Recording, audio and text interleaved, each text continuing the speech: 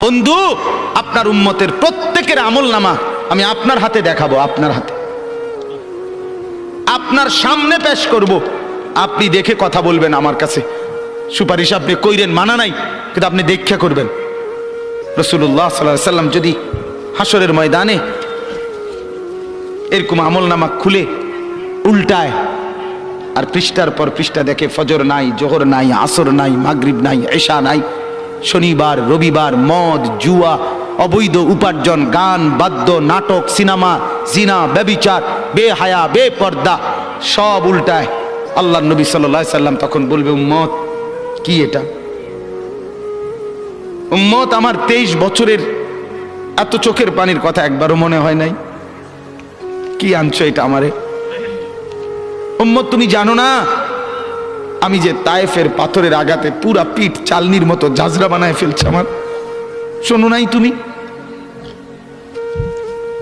আমারে যে উহুদের ময়দানে দান দান শহীদ করে রক্তাক্ত করছে, তুমি শোনো নাই? আমি যে 14 দিন পেটে ক্ষুধার তাড়নায় পাথর বাঁধছিলাম, উম্মত তোমার মনে নাই?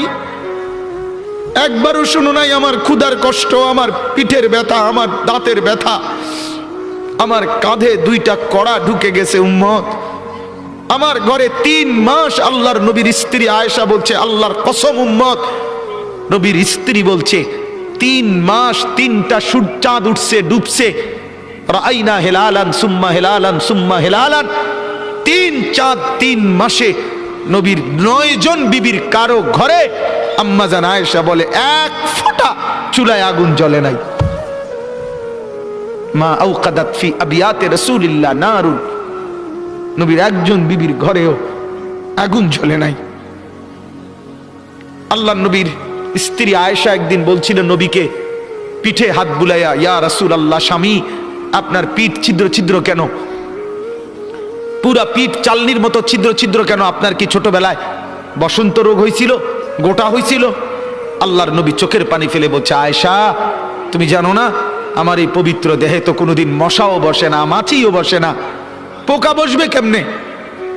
আমার পবিত্র দেহে তো হাঁটলে মেশকের গ্রান বের হয়, আমার পেশাব পায়খানাও তো কোনোদিন জমিনের উপরে 1 সেকেন্ড থাকে না, মাটি ফাঁক করে ভেতরে নিয়ে যায়, সেই আমার গায়ে গোটা হবে কেন? আয়েশা, এগুলো আমার তায়েফের পাথরের আঘাতের রক্তের দাগ।